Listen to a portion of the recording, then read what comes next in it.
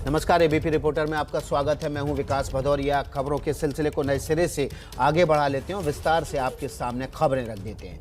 बात महाराष्ट्र की कर लेते हैं, जहां अमरावती में आज बीजेपी के बंद के दौरान हिंसा हो गई। बंद के दौरान बीजेपी के कार्यकर्ता आक्रामक हो गए, जिसके बाद पुलिस ने उन पर लाठीचार्ज किया। बीजेपी ने कल मुस्लिम संगठनों के बंद के दौरान हुई हिंसा के विरोध में आज बंद का ऐलान किया था। बंद के मद्देनजर अमरावती में राजकमल चौक पर हजारों की तादाद में बीजेपी, विश्व हिंदू परिषद और बजरंग दल के कार्यकर्ता इकट्ठा हो गए। इसी दौरान दुकानों में तोड़फोड़ हुई। कल त्रिपुरा में हिंसा के विरोध में मुस्लिम संगठनों ने महाराष्ट्र में बंद का ऐलान किया था। इस दौरान अमरावती, मालेगांव और नांदेड़ में हिंसा हुई थी, जिसमें कई पुलिस वाले भी घायल हो गए थे। अब इस वक्त आपको 4 तस्वीरें आज की दिखा रहे हैं। बीजेपी ने बंद का आह्वान किया और इस आह्वान के दौरान तोड़फोड़ हुई।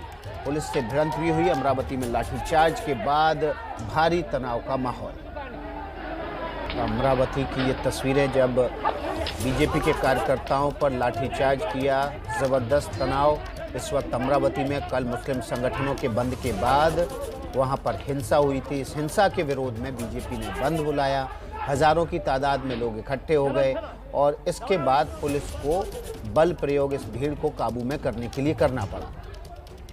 अमरावती में हुई हिंसा के बाद अब इस पर जुबानी जंग शुरू हो गई। अमरावती में हुई हिंसा के बाद एनसीपी और बीजेपी आमने सामने। महाराष्ट्र के कैबिनेट मंत्री नवाब मलिक की इस हिंसा के लिए अराजक तत्वों को जिम्मेदार ठहराया, तो वहीं बीजेपी विधायक राम कदम ने इसके लिए राज्य सरकार को जिम्मेदार बताया।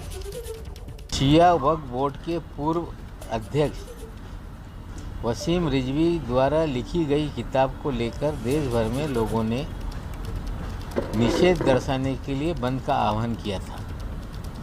महाराष्ट्र में भी बंद पुकारा गया, लेकिन बंद के बाद 3 जगह पे हिंसा भड़की है। कुछ पथराव हुए और पुलिस ने स्थिति को नियंत्रित किया है। हम लोगों से अपील करते हैं कि लोग शांति बनाए रखें। कुछ अराजक तत्व निश्चित रूप से माहौल बिगाड़ने का काम करते हैं, लोगों को उसमें सावधान रहना पड़ेगा। और जो लोग इस घटना में शामिल रहे होंगे, निश्चित रूप से पुलिस जांच करके जो भी दोषी होगा उन पर कार्रवाई करने का काम करेगी। महाराष्ट्र में रातों रात अचानक से दंगे कैसे हो सकते हैं? महाराष्ट्र सरकार की जांच एजेंसी क्या कर रही थी? क्या उन्हें इस बात का पता नहीं था, या पता था उसके बावजूद भी आने वाले चुनाव में लाभ उठा सके, किसी एक धर्म के तुष्टीकरण की बात हो सके, इस कारण जानबूझकर के महाराष्ट्र सरकार ने दंगे होने दिए? कौन है इन दंगों के पीछे? लोगों को घरों में घुसकर मारा जा रहा है, उनकी दुकानें लूटी जा रही है, पुलिस हाथ पर हाथ धरे बैठी है, दंगा करने वालों पर कोई कार्रवाई नहीं कर रहे। ऐसे लग रहा है जैसे मान करके चलो कि महाराष्ट्र सरकार स्वयं क्या इन दंगाइयों के पीछे है? कौन है इनके पीछे? कानून और व्यवस्था की पूरी तरह से इस भूमि पर धज्जियां उड़ चुकी है। वसूली कांड से लोगों का ध्यान भटकाने के लिए दंगे हो रहे हैं। तो महाराष्ट्र में तनाव पर हमारे सहयोगी जितेंद्र दीक्षित ग्राउंड जीरो से हमारे साथ जुड़ रहे हैं। उनका रुख कर लेते हैं। जितेंद्र, बड़ा सवाल यह है कि कल जब हिंसा हुई तो उसके बाद क्रिया की प्रतिक्रिया हो सकती थी, सरकार क्यों सो रही है? आज कैसे हिंसा हो गई? जी हाँ, बिल्कुल। देखिए, ये पूरा मामला शुरू हुआ जब रजा एकेडमी नाम के एक संगठन ने त्रिपुरा में जो सांप्रदायिक हिंसा हुई थी, उसके बाद वसीम रिजवी की किताब पर जो बवाल हुआ, उसको लेकर रजा एकेडमी ने महाराष्ट्र बंद का ऐलान किया। अब इस महाराष्ट्र बंद के दौरान राज्य के 3 शहर ऐसे थे जहां पर की बंद के दौरान हिंसा शुरू हो गई। एक मालेगांव जो कि नासिक के पास का शहर है, उसके अलावा मराठवाड़ा के 2 शहर हैं, नांदेड़ और अमरावती। यहाँ पर हुआ ये कि जब संगठन के लोग भीड़ की शक्ल में जगह जगह दुकानें बंद कराने के लिए निकले, तो उस दौरान कुछ दुकानदारों से उनका झगड़ा हो गया और इसके बाद में दुकानों में तोड़फोड़ शुरू हो गई और पथराव शुरू हो गया। और जब पुलिस उन्हें रोकने के लिए आई तो पुलिस के साथ में भी उनकी भिड़ंत हो गई, जिसके बाद पुलिस को लाठीचार्ज करना पड़ा और सरकारी वाहनों को भी कल नुकसान पहुंचाया गया था।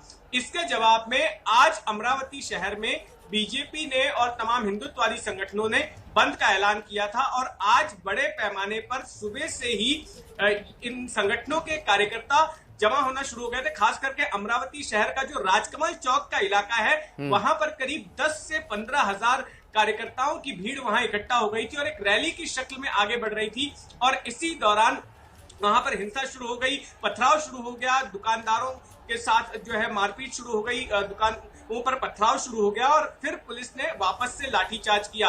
अगर अमरावती की बात करूं तो वहां पर इस वक्त मामला काफी तनावपूर्ण है, लेकिन जो बाकी के शहर जो कल हिंसा से प्रभावित थे, जैसे कि मालेगांव या फिर नांदेड़, वहां पर फिलहाल शांति है। वहां से किसी तरह की खबरें हिंसा की नहीं आ रही हैं, लेकिन अमरावती में जरूर इस वक्त का माहौल जो है तनावपूर्ण है। विकास, तो अमरावती में तनाव है और इस वक्त की जो खबर है वो ये है कि नांदेड़ में, मालेगांव में, वहाँ पर भी कल हिंसा हुई थी। हमारे साथ हमारे सहयोगी मुकुल वहाँ से ग्राउंड जीरो से जुड़ रहे हैं। मुकुल, अभी का क्या अपडेट है?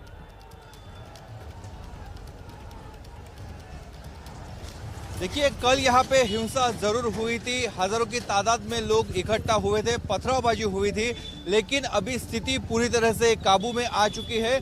कल रात से ही यहाँ के जो व्यवहार थे वो फिर से शुरू हुए थे। आज के अगर हालात देखें तो ये जो शॉप्स हम देख रहे हैं, ये शॉप्स कल पूरी तरह से बंद हो चुके थे।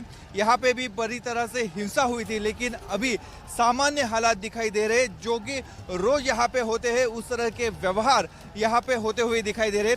कल की पथरावबाजी में यहाँ पे हॉस्पिटल पे हमला हुआ था, बस स्टैंड पे हमला हुआ था, कई सारे दुकानों पे हमला हुआ था और इस पथरावबाजी में जो आम नागरिक है वो भी जख्मी हुए थे। साथ ही साथ पुलिस के ऑफिसर और पुलिसकर्मी वो भी इसमें घायल हो चुके थे, लेकिन अभी स्थिति पूरी तरह से काबू में है। मुकुल, यहाँ पुलिस के कौन लोग थे जिन्होंने हॉस्पिटल्स को भी नहीं बख्शा, अस्पतालों पर भी पथराव किया, हमला किया?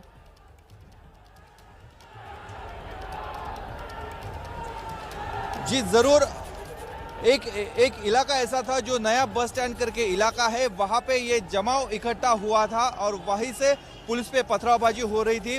पुलिस ने जब उनको रोकने की कोशिश की तब जो भीड़ थी वो इधर उधर भटकने लगी और उस दरमियान लोगों के हाथों में पत्थर आ गए और उन्होंने कुछ हॉस्पिटल पे पत्थरबाजी की, साथ ही साथ बस स्टैंड की भी तोड़फोड़ हो चुकी है। अभी पुलिस ने 3 जगह पे अलग अलग गुने दायर किए हैं और 10 लोगों को हिरासत में ले लिया गया है। अभी इन 10 लोगों से जो जानकारी उनको मिलती है वैसे वैसे कल के पथरावबाजी में जो शख्स सहभागी थे उन सबको हिरासत में ले लिया जाएगा।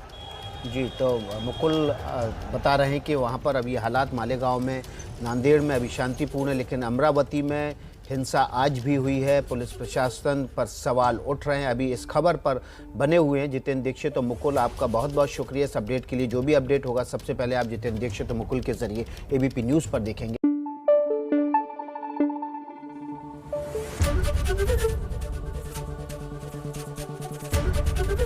एबीपी न्यूज़ आपको रखे आगे।